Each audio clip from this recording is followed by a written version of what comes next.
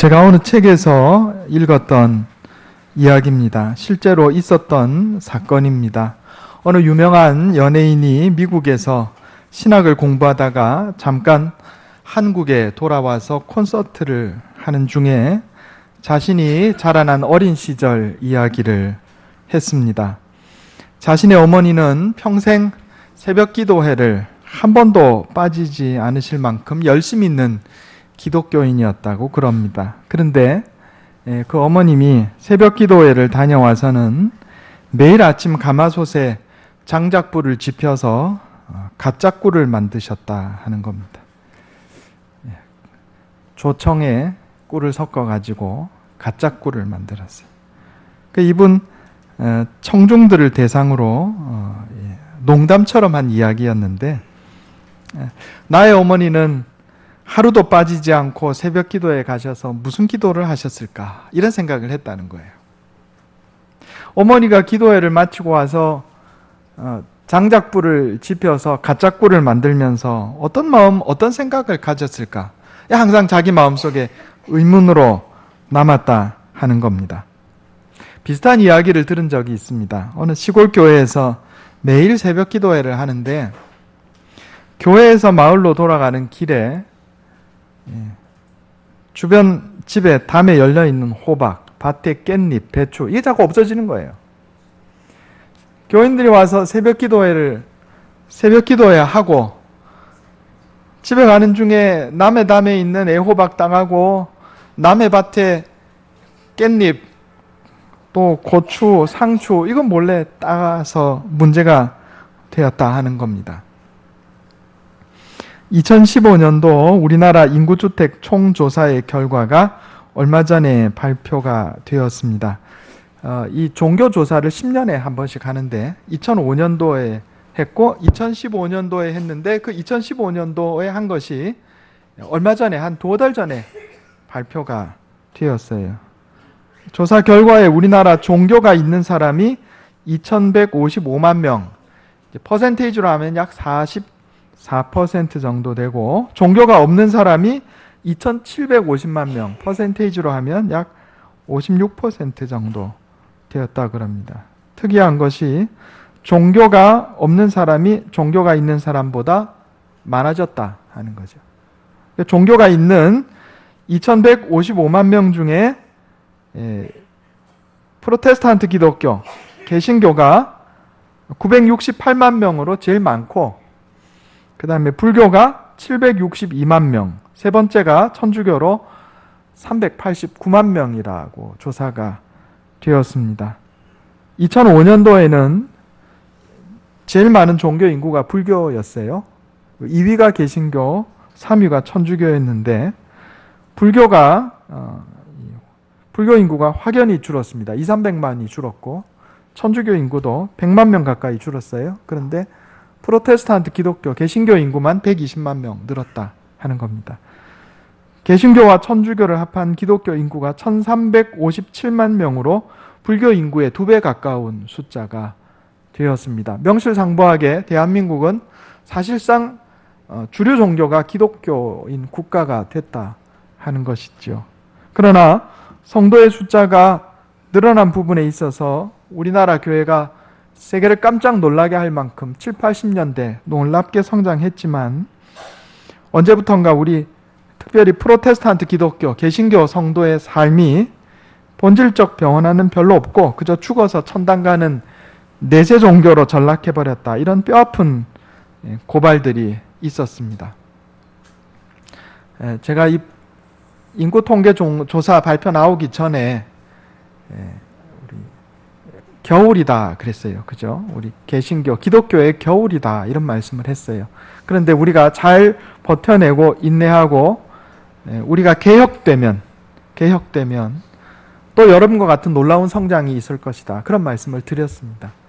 우리가 2005년도에 기독교 교세가 많이 줄어든 상황에서 한 10년 정도 나름대로 기독교계 안에 자정 노력이 있었음을 알 수가 있습니다. 그래서 물론 그 안에 또 통계조사에 오류도 있겠고 이단들도 포함됐겠고, 그건 다른 종교도 다 마찬가지입니다.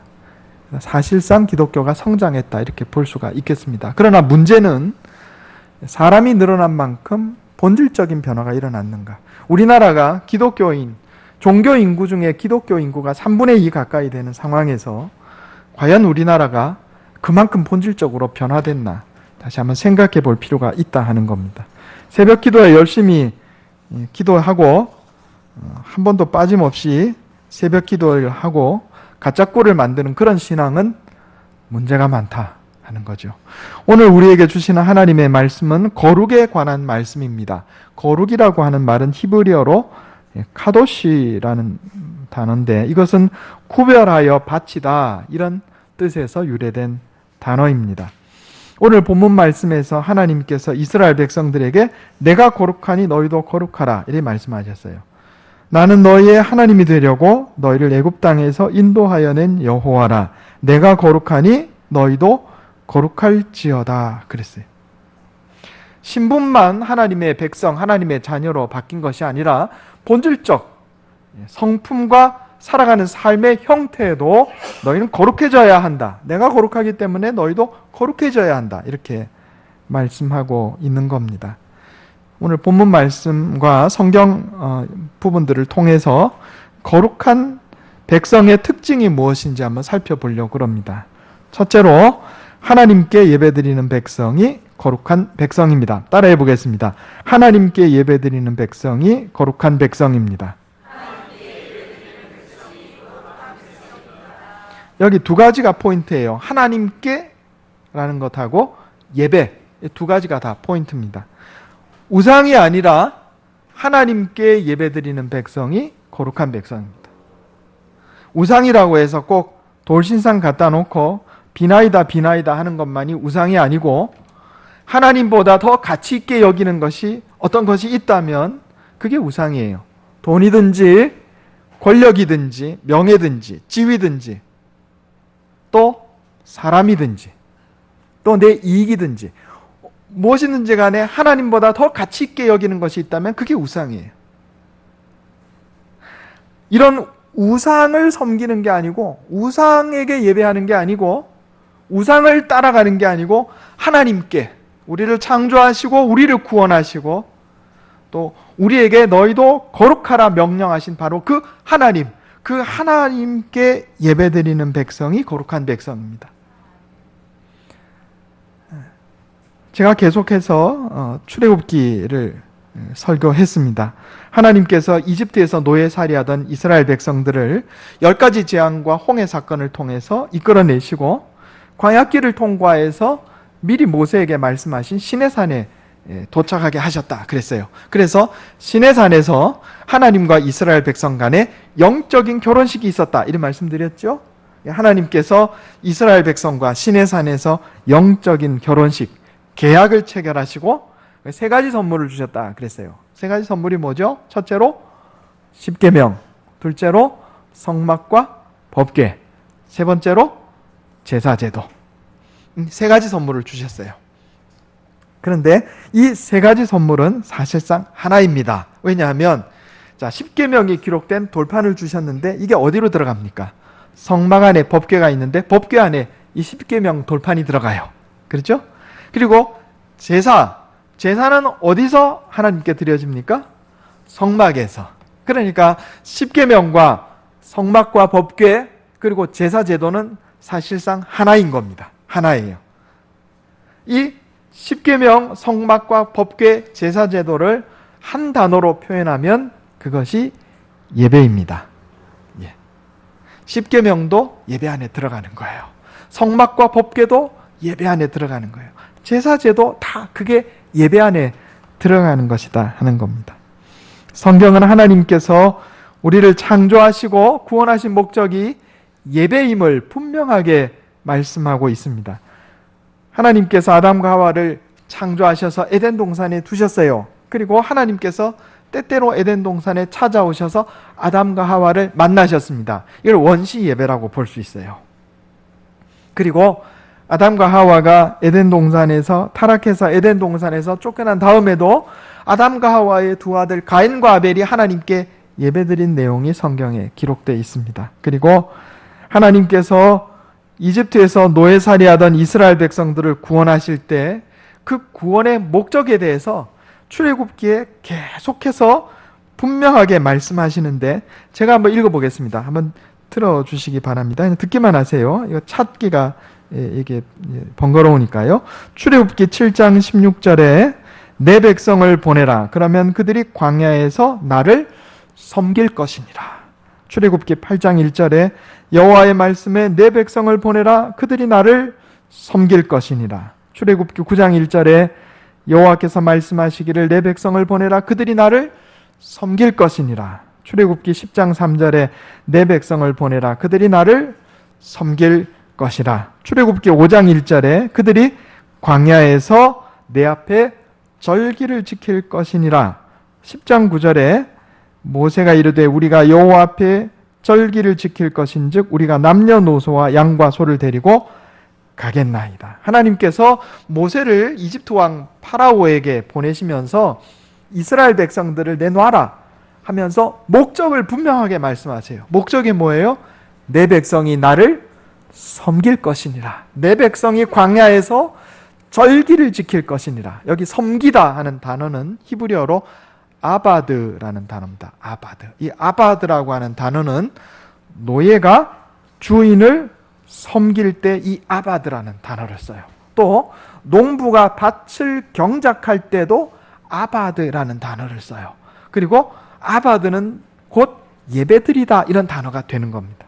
그 다음에 절기를 지키다, 이건 하가그라는 단어인데 축제를 하다 이런 뜻이에요. 신약 성경에서 예배드리다라는 단어는 프로스퀴네오라는 단어인데 이것은 종이 주인 앞에 무릎을 꿇고 엎드려 존경을 표하고 순종하다 이런 뜻입니다. 한문으로 예배라고 하는 단어는 예를 갖추어 절하다라는 뜻이에요. 그런데 사실은 히브리어 아바드나 헬라어의 프로스퀴네오를 한문으로 한자글로 예배라고 번역했는데 얘 좀 부족해요. 그냥 단순히 엎드려 절하는 게 예배가 아니고 종이 주인을 섬기듯이 종이 주인 앞에 무릎 꿇고 엎드려 존경을 표하고 그 말씀에 순종하듯이 하나님께 헌신하는 것이 예배입니다. 그래서 여기 아바드나 프로스키네오 하가그라는 단어는 단순히 엎드려 절하는 게 아니고 헌신, 몸과 마음을 바쳐 주인을 섬기는 삶과 행위가 포함되어 있는 거예요. 그래서 예배는 곧 헌신입니다. 따라해 보겠습니다. 예배는 곧 헌신입니다. 우리 주님 예수님께서 마태복음 22장 37절에 내 마음을 다하고 목숨을 다하고 뜻을 다하여 주 너의 하나님을 사랑하라. 그리고 내 이웃을 내 몸과 같이 사랑하라. 이렇게 말씀하셨어요. 그런데 예수님께서 내 마음과 목숨과 뜻을 다하여 너의 하나님을 사랑하라 하신 이 말씀은 곧 하나님께 예배드리라 이런 말씀이에요. 똑같은 얘기예요. 마음과 뜻과 목숨을 다해 하나님을 사랑하라. 하나님께 예배드리라. 하나님께 헌신하라. 하나님을 섬기라. 다 같은 얘기예요. 그러니까 예배는 하나님께 헌신하는 겁니다. 우리가 이걸 잊지 말아야 됩니다. 제가 이 말씀을 왜 드리냐 하면은 예배에 대해서 오해하는 사람이 많아요. 예배를 무슨 극장에 가서 쇼 보듯이 한단 말이에요. 주일날 예배드리러 나와서 하나님 앞에 우리가 꿇어 엎드려 절하고 하나님께 헌신하는 마음으로 주일날 나와 예배드려야 되는데 무슨 극당식당 가서 공연 구경하고 밥 먹듯이 말이에요. 교회 와가지고 목사 설교 듣고 성가대 찬송 듣고 감동받고 식당에 내려가 밥 먹고 예배는 공연이 아닙니다. 우리가 하나님께 드리는 거예요. 그래서 예배 보러 간다 이렇게 표현하면 잘못된 것이다 그랬어요. 시장 보러 간다. 시장 보러 가죠. 예배는 보러 가는 게 아니에요. 예배는 드리러 가는 겁니다. 왜냐하면 예배는 헌신이기 때문에 그렇습니다. 예배는 크게 두 가지로 구분할 수 있습니다. 하나님께 드리는 예배가 두 가지가 돼요. 의식 예배와 생활 예배가 있습니다. 따라해 보겠습니다. 의식 예배와 생활 예배. 의식 예배라고 하는 것은 특정한 시간 장소에서 형식을 갖춰서 하나님께 드리는 예배가 의식 예배고, 생활 예배는 우리가 일상생활을 하면서 하나님께 헌신하는 삶, 마음과 목숨과 뜻을 다해서 하나님 기뻐하시는 삶을 사는 것을 생활 예배라고 하는 거예요. 성경에 이 두 가지가 명확하게 설명이 되어 있습니다. 대표적으로 의식 예배는 대표적으로 우리가 드리는 주일 예배, 오늘 여기 주일에 교회 모여서 하나님께 11시에 드리는 이 예배가 대표적인 의식 예배라 이렇게 볼 수가 있습니다. 이 의식 예배는 네 가지 요소가 있어요. 말씀, 기도, 찬송, 예물. 따라해 보겠습니다. 말씀, 기도, 찬송, 예물. 이게 의식 예배의 네 가지 요소입니다. 이 네 가지 요소 중에 하나라도 빠지면 우리가 예배라고 안 해요. 뭐라고 하냐면 집회라고 합니다. 집회 혹은 모임 이렇게 얘기해요. 그래서 우리 오후 찬양 예배 때 헌금 합니까? 안 합니까? 안 하죠. 말씀, 기도, 찬송은 있지만 헌금은 없어요. 그래서 원래는 오후 찬양 예배는 오후 찬양 집회 이렇게 얘기해야 이게 올바릅니다. 수요일에 모여서 말씀, 기도, 찬송이 있지만 예물이 없어요. 그러니까 원래는 수요 성경 공부 모임 이렇게 해야 맞아요. 우리 아버지 세대, 또 우리 할아버지 할머니 세대에는 비교적 정확하게 썼어요. 주일 예배, 오후 찬양, 오후 집회, 수요 사경회. 사경회는 성경 공부 모임, 이걸 한문으로 사경회 이렇게 했어요. 조사하다 할 때 사자 넣어가지고. 저도 우리 교회 부임해서 주보를 그렇게 바꾸려고 처음에 마음을 먹었었는데 또 시험에 드는 사람이 있을까 싶어가지고 제가 걱정이 돼가지고 못 바꿨어요. 이제 장로님들하고 또 의논을 해서 금년에 이제 좀 바꿔볼까 했는데 또 마지막에 또 시험에 드는 사람이 있을까 싶어갖고 우려하는 마음에 또 못 바꿨어요. 그래서 조만간 좀 바꾸려고 그럽니다. 의식 예배. 의식 예배는 바로 말씀, 기도, 찬송, 예물 요 네 가지 요소가 갖춰졌을 때 우리가 예배라 이렇게 부른다 그랬어요. 우리 주님 예수님께서 예배 드리는 자의 자세에 대해서 말씀하신 적이 있습니다. 이거 한번 찾아보겠습니다. 요한복음 4장 24절. 아주 유명한 말씀이에요.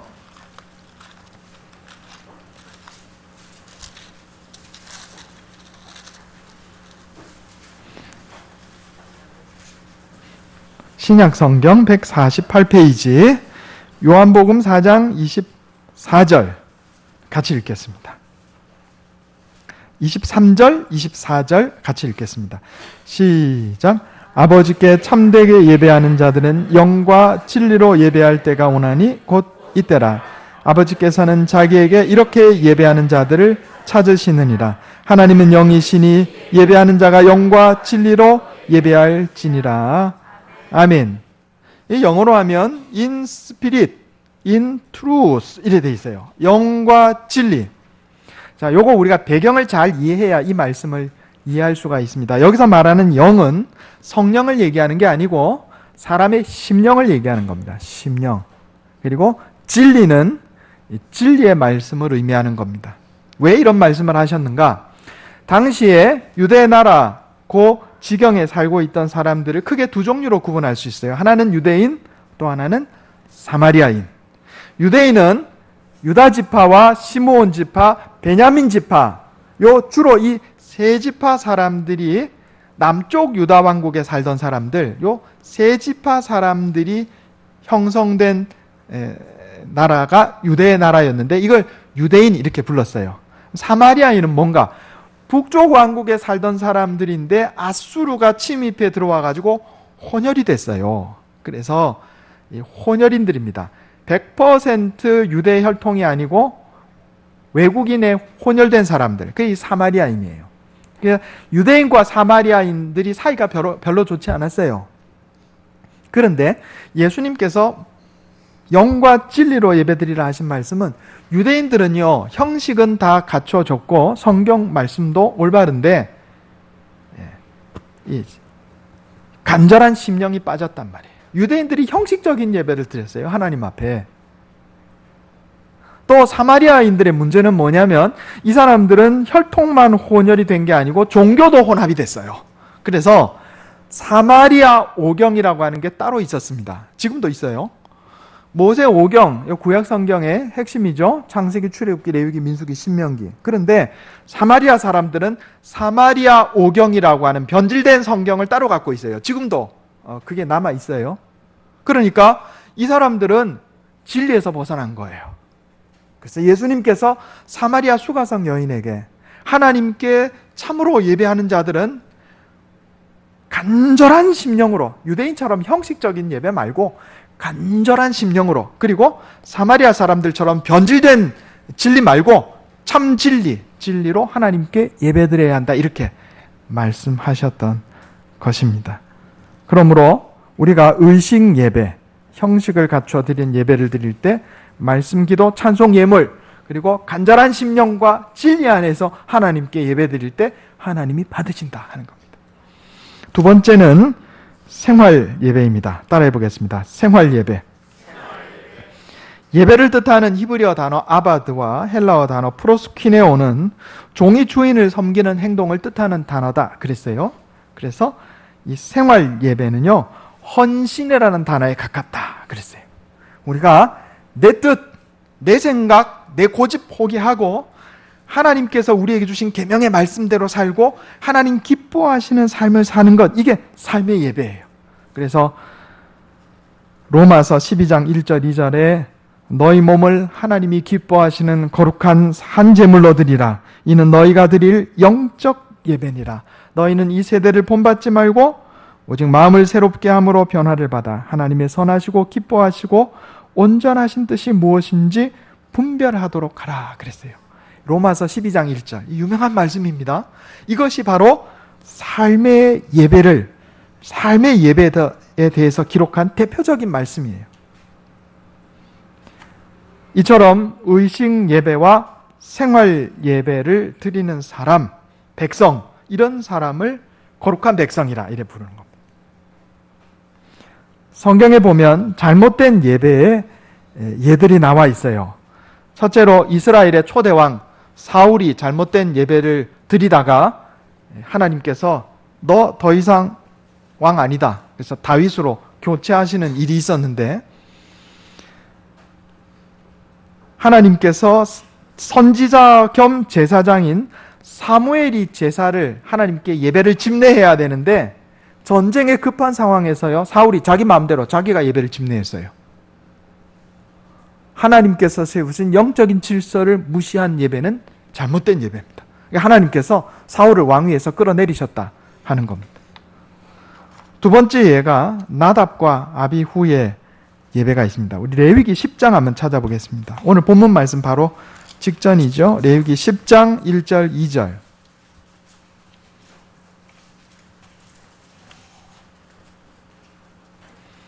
제가 읽겠습니다. 레위기 10장 1절 2절. 하나님께서 모세의 형인 아론을 대제사장으로 세우셨어요. 그리고 이 대제사장직이 아론의 아들들에게 물려지도록 하셨는데 아론의 아들 나답과 아비후에 관한 이야기입니다. 여기 아론의 아들 10장 1절입니다. 아론의 아들 나답과 아비후가 각기 향로를 가져다가 여호와께서 명령하시지 아니하신 다른 불을 담아 여호와 앞에 분향하였더니 불이 여호와 앞에서 나와 그들을 삼킴에 그들이 여호와 앞에서 죽은지라.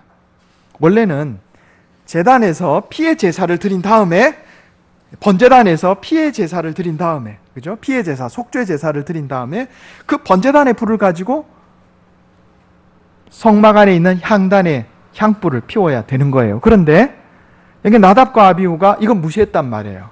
아무 불이나 가지고 온 겁니다. 그리고 또 하나 추정할 수 있는 것이 나답과 아비후가 술을 마셨어요. 여기 10장 8절 보겠습니다. 레위기 10장 8절 9절 제가 읽겠습니다. 여호와께서 아론에게 말씀하여 이르시되 너와 내 자손들이 회막에 들어갈 때에는 포도주나 독주를 마시지 말라. 그리하여 너희 죽음을 면하라. 이는 너희 대대로 지킬 영영한 규례라. 하나님께서 나답과 아비후를 죽인 다음에 바로 하신 말씀이 뭐냐면 술 마시고 회막에 들어가지 마라 이러셨어요. 무슨 얘기예요? 나답과 아비후가 술 마셨을 가능성이 90% 이상입니다. 이 문맥을 살펴보면 나답과 아비후가요 하나님께 예배드리는데 술 마시고 정신이 왔다 갔다 하는 상황에서 번제단에 불을 가지고 하나님께 이 분향해야 되는데 지멋대로 아무 불이나 갖다가 분향한 거예요. 하나님을 업신여긴 겁니다. 우습게 본 거예요. 그러니까 하나님께서 나답과 아비후를 죽이신 겁니다. 우리가 하나님께 예배드릴 때 자세를 바로 해야 됩니다. 몸가짐, 마음가짐을 바로 해야 돼요. 몸 자세, 마음 자세를 바로 해야 됩니다. 제가 전에 그런 말씀 드린 적 있어요.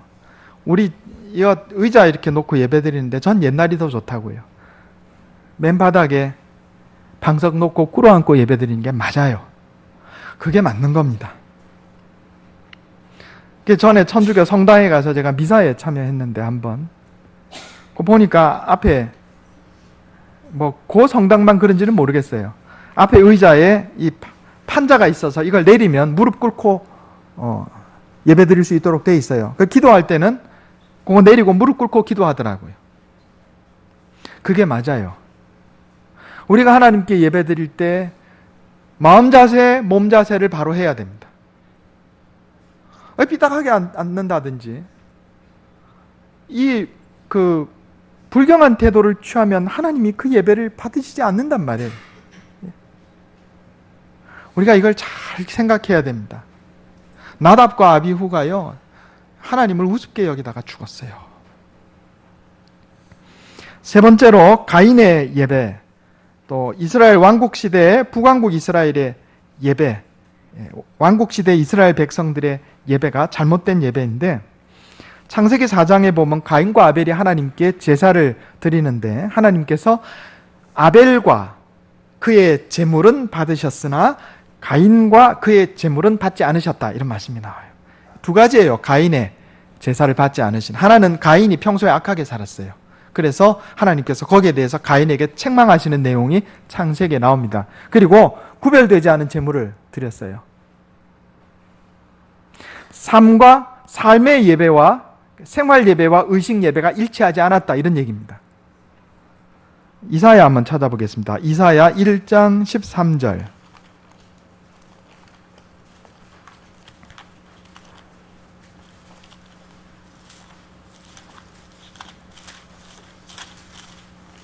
이사야 1장 13절.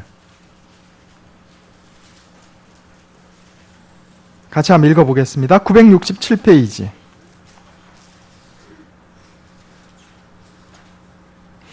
이사야 1장 13절.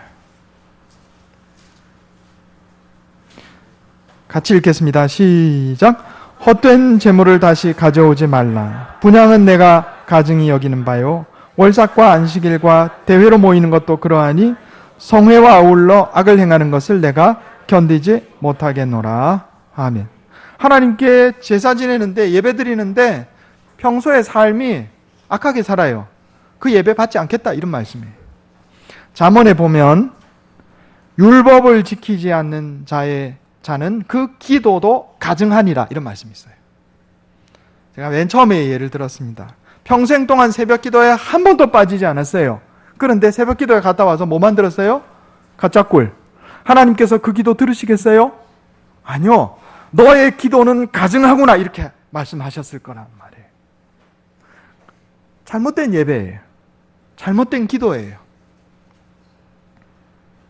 가인은 삶이 약했기 때문에 의식 예배를, 생활 예배가 잘못됐기 때문에 의식 예배를 받지 않으셨어요.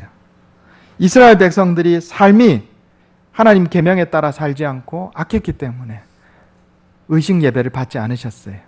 나답과 아비후는 예배 의식 가운데 하나님을 가볍게 여겼기 때문에 불경한 자세로 예배드렸기 때문에 하나님 예배를 받지 않으셨어요. 우리가 이것을 잘 알아야 하겠습니다.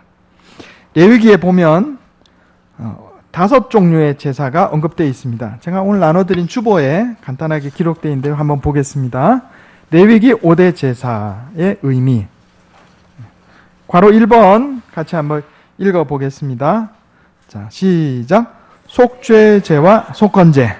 자, 여기 속죄제는 죄를 지은 것에 대해서 용서해달라고 하나님께 드리는 제사예요. 속건제는 이게 허물건자입니다. 허물건자. 죄는 죄로 분류하기보다는 허물, 여러 가지 일상적인 잘못들을 범했을 때 여기에 대해서 용서해달라고 제사 드리는 제사가 속건제예요. 그래서 속죄제와 속건제로 우리가 죄 용서를 받고 하나님 앞에 나아가는 거예요. 오늘날 신약시대에 우리는 예수 그리스도의 십자가의 보혈로 우리 죄를 용서받고 하나님께 나가는 겁니다.